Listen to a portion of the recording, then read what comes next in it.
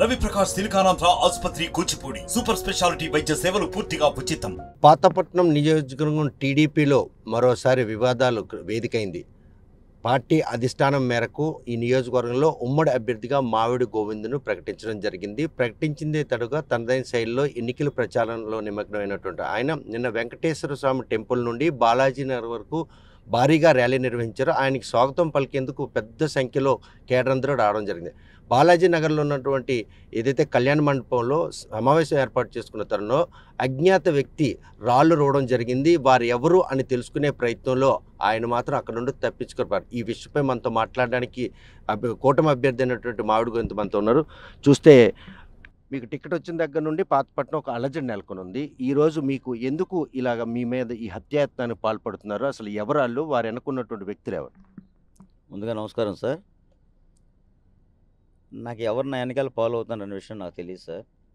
నేను యాక్చువల్గా మా తెలుగుదేశం శ్రేణులు, బీజేపీ, జనసేన కూటమి సభ్యులందరూ, ఇన్ఛార్జీలందరూ ఒక ఉమ్మడి మీటింగ్ పెట్టి ఒక కార్యాచరణ పెట్టుకుందామని చెప్పేసి, వర్క్షాప్ పెట్టుకుందామని చెప్పేసి కళ్యాణ మండపంలో రూమ్ తీసుకొని మేము ఉన్నాము.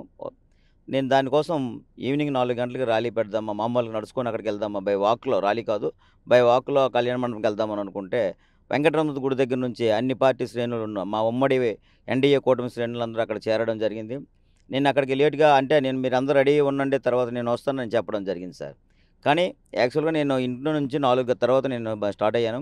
నా వెనకాల ఎవరో 4 వ్యక్తులు ఫాలో అవడం జరిగింది. అది నాకు తెలియదు సార్. అది నేను మా ఇంటి దగ్గర నుంచి బయటకు వచ్చిన తర్వాత ఒక 2 ఫోటోలు ఉన్నాయి.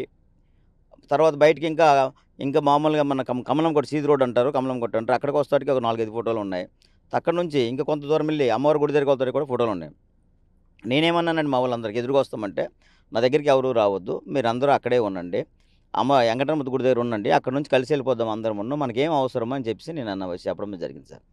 సరే అనుకుంటే నేను గుడిలోకి వెళ్ళి దర్శనం చేసుకుని బయటకు వస్తాడికేమో ఈ మన మీడియా మిత్రులందరూ వచ్చేసి మాట్లాడుతుంటే పిచ్చిపాటి మాట్లాడుకుని అలాగా మేము వెళ్ళిపోతున్నప్పుడేమో మాకు అప్పుడు కూడా మేము అబ్జర్వ్ చేయలేదు అక్కడ ఏం జరుగుతుంది, ఎక్కడ ఎవరికి వెళ్తుంది ఇన్ఫర్మేషన్, మా వెనకాల ఎవరు థ్రెట్టింగ్ ఫాలో అవుతున్నారు, ఈ విషయం నేను ఎక్కడ చూడలేదు, నేను పట్టించుకోవట్లేదు. ఎందుకంటే నేను అజాతశత్రువు అందరు నన్ను అంటారు, నేను ఎవరికి ఏమన్నా కాబట్టి నన్ను పట్టించుకో, నన్నేమో ఎవరేమని అంటారు అనుకున్న దీని నా ధర్మంతో నేను పోతున్నాను.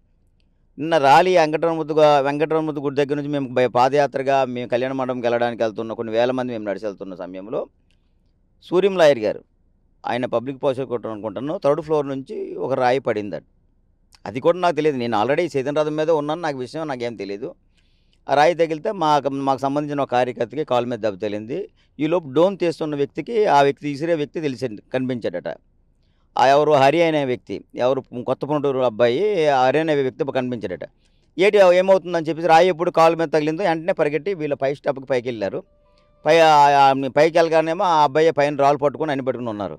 ఏటి రాళ్ళు ఇస్తున్న వేటని అనుకుని చెప్తుంటే మరి గాబరే వీళ్ళ మీద మరి ఇంకొక రాయి తీస్తూ ఆయన చేతిలో ఉన్న సెల్లు బయటకి ఇసేసి ఆయన పారిపోయాడు. ఇది అక్కడ జరిగింది.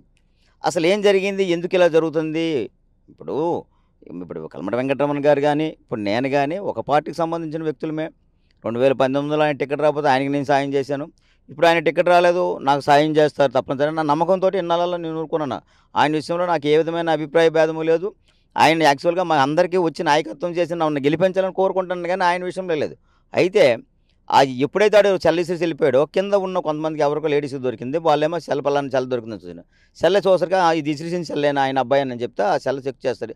సెల్లే మీలేం మా వాళ్ళు చూసారు, ఏంటి ఎవరికి చేసిన చూస్తారికేమో, ఓపెన్ చేసి చూస్తారికేమో, ఎవరు చూసారో నాకు తెలియదు. వాయిస్ రికార్డింగ్ చూశాను. ఒకటి కల్మట వెంకటరమణ గారికి ఆయన కాల్ చేసి ఏమన్నాడంటే, ఆయన యాక్చువల్గా కల్మట వెంకటరమణ కాల్ చేసి నేనే ఆశ్చర్యం అయిపోయాను.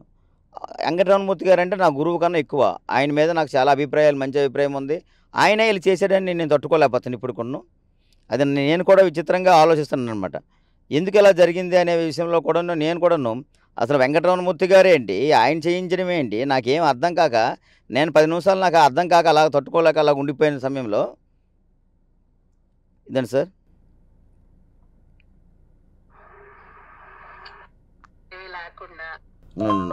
ఎక్కువసేపు ఉండట్లే హరి, కావాలి హరి. ఫుల్ ఫోటోలు తీసుకొని నమస్కారం. మీటింగ్ అవుతుందా? వచ్చి తొందరగా వచ్చి హరి తాతయ్యకి పంపించి నేను మామూలుగా జంతమైన జనాలు ఏంటంటే చూడడానికి వచ్చినాను తాతపట్నం చెత్తన కొడుకుల దగ్గర ప్రమాణకం పూర్తిగా అమ్మవారి గుడి పక్కన ఉన్న ప్రెస్ స్టేట్మెంట్ ఇస్తాడు. ఆడి కారు ఇంకొక కారు 2 ప్రెస్ వాళ్ళకి 5 తప్ప వాళ్ళకి 15 మంది 20 మందికి ఎక్కువ లేరు సార్ ప్రమాణకంగా. ఆటోలు వచ్చినారు ఎక్కడ గుడి దగ్గర లేరు వీళ్ళు. వీడియో తీయను కదా నేను ఎక్కడే ఉన్నాను. గుడి దగ్గర అయితే వీళ్ళే ఉన్నారు. నేను ప్రెజెంట్ ఇప్పుడు అమ్మవారి గుడి దగ్గర ఇది తోట ముందు ఒక కాలువ కలవట్ మీద ఉన్నాను. నేను వాళ్ళకి దగ్గరలో ఉన్నానులే.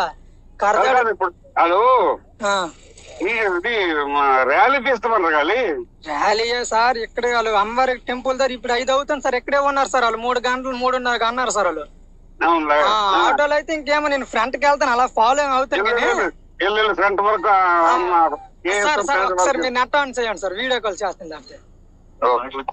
ఈయనతో పాటు ఇంకా ఎవరు మీ గురించి ఆరా తీసే పరిస్థితి? ఈయనతో పాటు వాళ్ళ పాప అనుకుంటాను హారిక అని ఉంది. మనకు ఫొటోస్ చాలా క్లియర్ గా కావాలి హరి. లేపేవా 1 2 ఫుల్ ఫోటోలు తీసుకొని వచ్చి హరి తాతయ్యకి పంపించి లేపేవా. క్లియర్ గా తీయు అలారి అవేవి లేకుండా. ఎక్కువసేపు ఉండట్లే హరి వచ్చి తొందరగా. వీటితో పాటు మీ దగ్గర పంపించామనుకుంటాడు. వీటితో పాటు మీకు ఆల్రెడీ మీరు ఇందా చూస్తున్నారు. మీకు తెలియకుండా మీ ఫోటోలు మీకు వస్తున్నాయని చెప్పేసి ఆ ఫోటోలు ఎలాగొచ్చినాయి? ఆ ఆటలకు సంబంధించిన ఎవిడెన్స్ ఏమైనా ఉన్నాయండి? ఆధారాలు ఉన్నాయి. ఫోటోలు తెలియకంటే వచ్చిన ఆధారాలు అంటే చాలా ఎక్కువ వచ్చాయి. నేను మా ఇంటి దగ్గర నుంచి స్టార్ట్ అయ్యేటప్పటికి మా సీది రోడ్లో కొన్ని ఫోటోలు తీసుకున్నారు. తర్వాత ఇంకో విషయం సార్, ఇంతకీ ఎవరు ఈ అరే అనే వ్యక్తి వీళ్ళ అమ్మగారు చనిపోయారు. వీళ్ళు యాక్చువల్గా ఆయన చెప్పినట్టు నా దగ్గరికి వచ్చిన వ్యక్తి. ఇంతకుముందు నా దగ్గరికి వచ్చాడు. సార్ నేను చదువుకి కొద్దిగా ఇబ్బంది ఉన్నాను, ఇక ఈయన ఇదిలండి నేను ఇబ్బందిగా ఉన్నాను కొద్దిగా, నా సర్టిఫికేట్లు ఐటీఐ వాళ్ళు ఇవ్వడం లేదు, ఈ సర్టిఫికేట్లు నాకు కొద్దిగా సాయం చేయండి. దానికి ఏముంది, నేను ఒక పేద విద్యార్థి నుంచి వచ్చినాను, నాకు కొన్ని సమస్యలు ఉన్నాయి, నీ తప్పనిసరిగా అని చెప్పి ఈయన తాలుగా కాలేజీకి కట్టవలసిన డబ్బుల్ని నేను కట్టేసి ఈ సర్టిఫికేట్లు ఇప్పించి ఆ రోజు పేపర్లో వచ్చిన న్యూస్ ఇది. ఆయన అంటాడు నేను ఒక పేద విద్యార్థిని, పేదోడిని అంటే నేను ఆ స్థాయి నుంచి వచ్చాను కదా, నేను సేవా కార్యక్రమం తప్ప, సేవా మార్గం తప్ప నేను వేరే వెళ్తా. ఆయన చేసిన సేవ చేసింది ఇది. అదే కాకుండా ఆయన విషయంలో నేను ఏ రోజును కూడాను మన కార్యకర్తను. ఆయన ఏమంటాడంటే మన ఎంపీ రామ్మోహన్ రెడ్డి గారి తాలూకా నేను అభిమానిని, తెలుగుదేశం అభిమాని అన్నప్పుడు దగ్గర వీడియోస్ తెలుగుదేశం అభిమానం అనుకున్నప్పుడు ఇది ఎలా అవుతుంది సార్? ఇది ఎలా అవుతుంది? టెంపుల్ దగ్గర వీడియోస్ మీరు చూడండి. ఆయన పిన్ టు పిన్ చూడండి, పిన్ టు పిన్ టెంపుల్ దగ్గర పిన్ టు పిన్ చూడండి.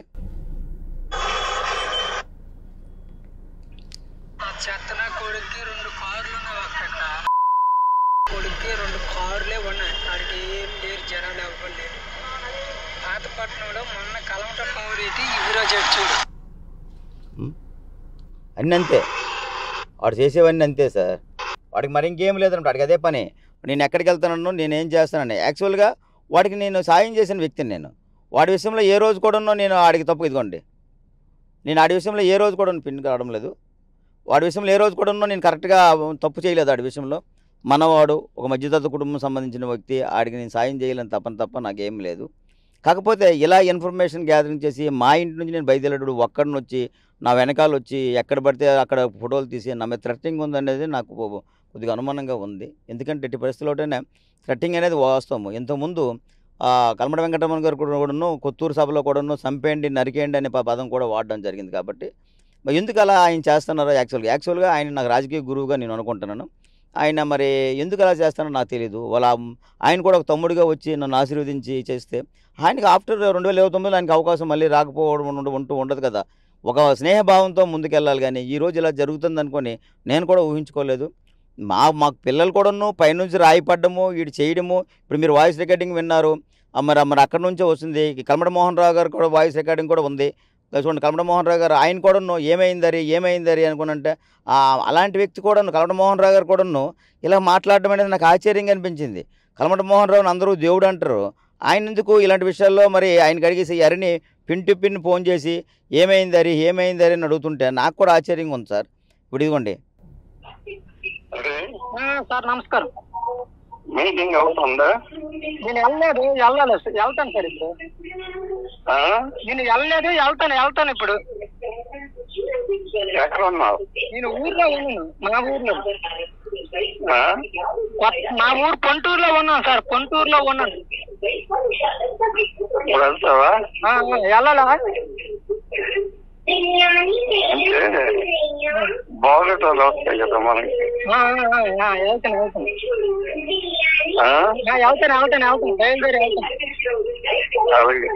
జరుగుతున్న ఈ పరిణామాలు చూస్తుంటే పాతపట్నంలో ఎన్నికలకు ప్రచారంకి వెళ్ళాలంటే మీకు ఎటువంటి పరిస్థితులు ఆటంకంగా నిలుస్తున్నాయి? ఇలా వెనక నుండి రెక్కి నిర్వహిస్తున్నారు, జరగరానిది ఏమైనా జరిగితే గోవింద్ పరిస్థితి రియల్గా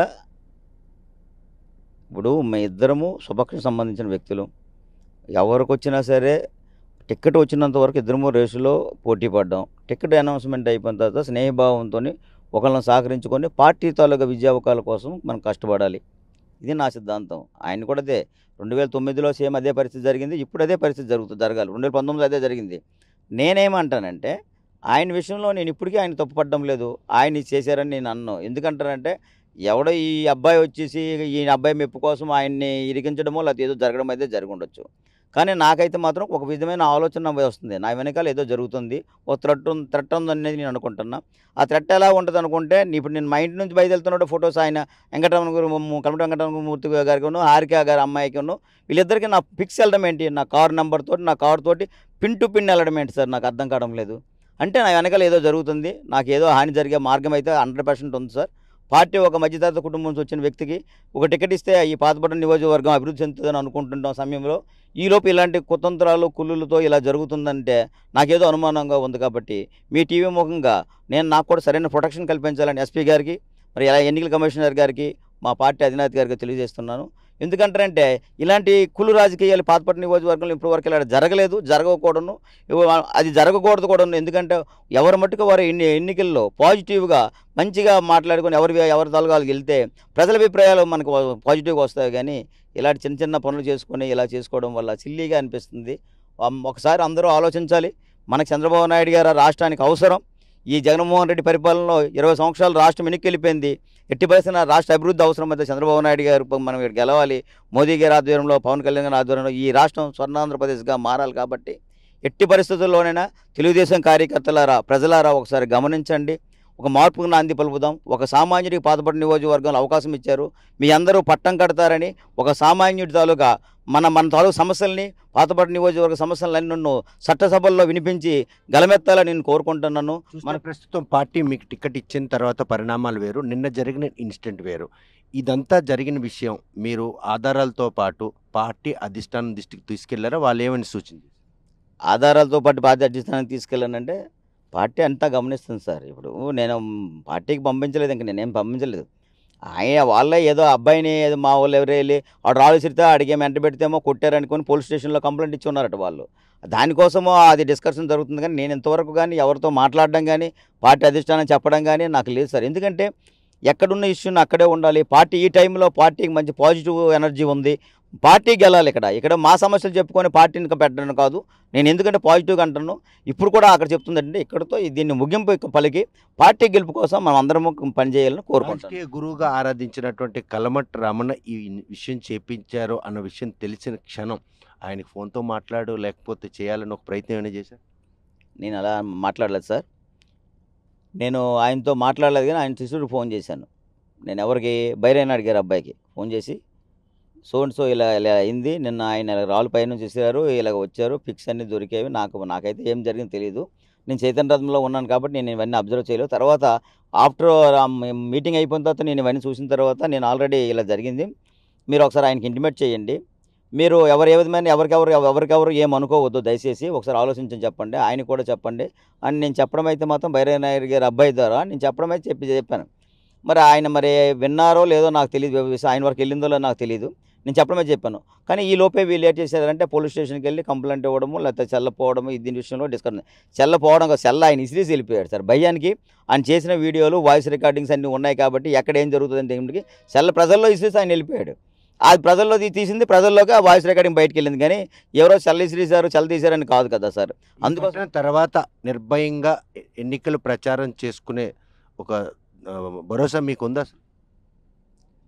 ఉంది సార్. నాకు ప్రజలే దేవుళ్ళు, ప్రజలే సెక్యూరిటీ, ప్రజలే. నేను ఒక మధ్యతరగతి కుటుంబం నుంచి వచ్చాను కాబట్టి తప్పనిసరిగా ప్రజలందరూ నాకు ఆమోదిస్తారు, నన్ను ఆల్రెడీ గౌరవిస్తున్నారు, ఎక్కడికి వెళ్ళినా బ్రహ్మరథం పడుతున్నారు. కాబట్టి ఎట్టి పరిస్థితుల్లో ప్రజలు నన్ను నా నాయకత్వాన్ని ప్రజలు కోరుకుంటారు. ఎందుకంటారంటే నేను ఒక సేవకుడిగా వచ్చాను కాబట్టి. ఇలాంటి సేవకుడిని ఒక అవకాశం మనం ఇస్తే తప్పేముంది, అవకాశం ఇస్తే ఈ పాత పట్టణాన్ని కొత్త పట్టణంగా మారుస్తారనే కదా వాళ్ళందరూ, అన్ని రిపోర్టర్లు, అన్ని సర్వే రిపోర్టర్లు నాకు ఈరోజు అవకాశం కల్పించింది. కాబట్టి అటువంటి స్మెల్ ఉన్న నేపథ్యంలోనే తనకు టికెట్ రాలేదని అక్కస్తోనే ఈరోజు ఇటువంటి ఆకృత్యాలకు ఆయన పాల్పడుతున్నారని భావిస్తున్నారు. ఆయన చెప్పారు కదా సార్, ప్రతి మీటింగ్లో కూడా ప్రతి దగ్గర ఈరోజు కూడా ఏదో యాత్ర, పాదయాత్ర అంటాను కదా, ప్రతి యాత్రలో ఒక అనామకుడు టికెట్ ఇచ్చారు, ఒక అనామకుడు టికెట్ ఇచ్చారనేసి. నేను ఎలా అనామకుడినో మరి ప్రజలు నిర్ణయించుకుంటారు, ఆయన నిర్ణయించుకుంటారు, పార్టీ అధిష్టానం కూడా నిర్ణయించుకుంటుంది. పార్టీ అనామకుడు ఏంటంటే ఒక జాతీయ పార్టీ తెలుగుదేశం పార్టీ అధినేత గారు, నేను అనామకుడు అయితే టికెట్ ఇక్కడ అనౌన్స్ చేస్తారా? ఇంతమంది మీలాంటి 45 సంవత్సరాల నాయకత్వాన్ని వదిలేసి ఈరోజు నన్ను టికెట్ ఇస్తారా?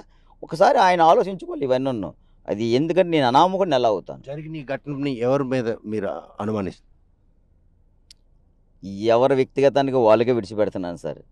నేననేది ఏంటంటే ఇష్యూస్ లేకుండా ఇప్పుడున్న అధికార పార్టీని ఎదుర్కోవాలంటే మనం అందరం కలిసి ఎదుర్కొంటే మన విజయం తథ్యమవుతుంది. 2009, 2014, 2019 3 సార్లు ఇక్కడ ఓటమి పాలయ్యాం కాబట్టి ఈసారి 2024లో సామాన్యుడికి టికెట్ ఇచ్చారు కాబట్టి సామాన్యుడి తాలూకు విజయం ఏంటనేది ప్రజలకు తెలియజేయాలి. కాబట్టి ప్రజలందరికీ మీ టీవీ ముఖంగా ఒకటే తెలియజేస్తున్నాను సార్, ప్రజలారా మేల్కొనండి. ఇది ఏ మామిడి గోవిందరావు విజయం అవ్వకూడదు, ఇది మనందరి విజయం అవ్వాలి, ఒక సామాన్యుడి విజయం అవ్వాలి. సామాన్యుడు కూడా రాజకీయంలో అవకాశం కల్పిస్తారని ఒక న్యాయం కావాలి. ఎందుకంటే చాలామంది ప్రజలు అపోహ ఉంది, వాళ్ళ నాన్న ఎమ్మెల్యే మనకి ఎప్పుడు రా ఇవన్నీ అవకాశాలు వస్తాయి, సామాన్యుడు ఎప్పుడు రా ఎమ్మెల్యే అవుతాడు, ఇది మనకు అవకాశం లేదు, అందరూ దాక్షపండు పొల్లు అనుకొని చాలామంది ప్రజలు, నాయకులు, మామూలు మధ్యతరగతి నాయకులు అందరూ డిస్కరేజ్ అయ్యి అలా ఉండిపోయి ఉన్నారు చాలామంది. కానీ ఇప్పుడు ఒక మార్పు నా నుంచి అది స్టార్ట్ అవుతుంది. తప్పనిసరిగా ఈరోజు నేను అవ్వచ్చు, రేపొద్దున ఇంకొక మధ్యతరగతులు రావచ్చు, వాళ్ళు ఎదిగి ప్రజలకు సేవ చేయడం వ్యక్తులకి ఇలాంటి అవకాశాలు కల్పిస్తే మళ్ళీ ఒక మంచి భారతదేశం నెంబర్ 1 స్థానంలో వెళ్తుంది. ఆంధ్రప్రదేశ్ కూడా 175, ఆంధ్రప్రదేశ్ కూడా మొత్తం అన్ని రాష్ట్రాల కన్నా ముందు స్థానంలో వెళ్తుందని కోరుకుంటాను. చూస్తే కనుక నిన్న జరిగిన ఘటనలో కల్మట వెంకట్రామన్ కుటుంబం సంబంధించినటువంటి పాత్ర ఉందని తెలిసిన వెంటనే రాజకీయ గురువుగా భావించే ఆయన ఇటువంటి ఆక్రచనకు పాల్పడతారా అని గోవింద్ ఒక్కసారికి అవాక్కయ్యారు.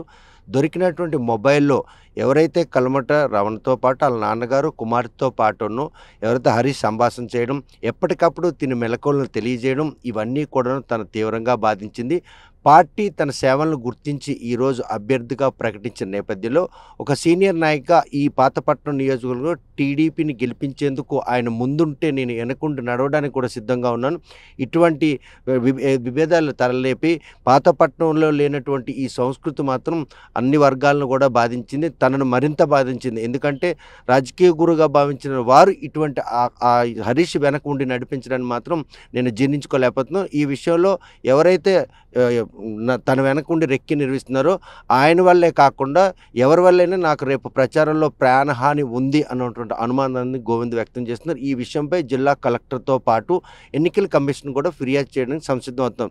మరి ఈ విషయంలో పోలీసులు లోతుగా దర్యాప్తు చేసి ఎవరు గోవింద్ వెనక ఉన్నటువంటి ఆ హరీష్ అన్న వ్యక్తి, ఆయనను వెనకుండి నడిపించిన వారు ఎంతటి వారైనా వారిని శిక్షిస్తారా, లేకపోతే హరీష్ మీదే చర్యలు తీసుకొని ఈ సమస్యను ఇక్కడితో విడిచిపెడతారా, లేకపోతే ఆయనకు భవిష్యత్తులో ప్రచారంలో ఎక్కడ ఎటువంటి ఆటంకం కలగకుండా ఉండేందుకు అవసరమైన భద్రతా చర్యలు చేపడతారా లేదా అన్న విషయం వేచి చూడాల్సిందే. పాతపట్నం నుండి వీడియో జర్నలిస్ట్ రామకృష్ణతో సత్యం, RTV, శ్రీకాకుళం. టీడీపీ అభ్యర్థి ప్రకటించిన మామిడి గోవిందరావు మీటింగ్కి నేను హాజరై ఒక వీడియో, ఒక మేడ పైన సూర్యం లాయర్ అని ఒక మేడ, పాతపట్నంలో సూర్యం లాయర్ మేడపైకి ఎక్కి వాళ్ళు పర్మిషన్ తీసుకొని వీడియో తీస్తున్నప్పుడు ఒక 2 వ్యక్తులు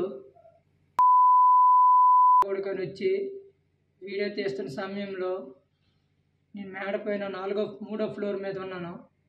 అక్కడికి వచ్చి ఇటుక బెడ్డలతో కర్రలతో నెక్స్ట్ ఒక వాటర్ పైప్తో ఆవు పొడిచినట్టుగా పొడిచారు సార్ నాకు. నేను ఒక టీడీపీ అభిమానం, రామ్మోహన్ రెడ్డి అంటే నాకు అభిమానం, టీడీపీ అంటే నాకు అభిమానం. నేను ఒక టీడీపీ మీటింగ్కి కదా వెళ్ళాను. నేను ఏదో పాకిస్తాన్ బార్డర్లోకి వెళ్ళినట్టు లేదు, టీడీపీ మీటింగ్కి వెళ్ళాను కదా. ఒక రిక్వెస్ట్ కోరాను సార్, నేను వీడియో తీశాను కదా అంటే సెల్ అడిగారు సార్. సెల్ నేను ఇవ్వలేకపోతే సెల్ బయటికి చెల్లిస్తే ఇద్దరు వ్యక్తులు సాసిపల్లి శంకర్రావు, కేటీఆర్, ఆ ఇద్దరు వ్యక్తులు వచ్చి నా మీద దారుణంగా హత్య చేశారు సార్. నాకు దయచేసి టీడీపీ కార్యకర్తనన్నా, నాకు అమ్మ కూడా లేదని చెప్పాను సార్. అమ్మ కూడా చనిపోయింది, నేను ఒక్కడనేనని చెప్పినా సరే వాళ్ళు విచేతంగా నా మీద దాడి చేశారు సార్. ఇక్కడ కొట్టారు సార్, నాకు ముడుకు మీద కొట్టారు, ఇటు ఆవు పొడిచినట్టు పొడిచి చెప్పులతో కొట్టారు సార్ నాకు ఈరోజు. మరిన్ని వీడియోస్ కోసం ఛానల్ ని సబ్స్క్రైబ్ చేయండి, లేటెస్ట్ అప్డేట్స్ కోసం వాట్సాప్ ఛానల్ ని ఫాలో చేయండి అండ్ లింక్ డిస్క్రిప్షన్ లో ఉంది.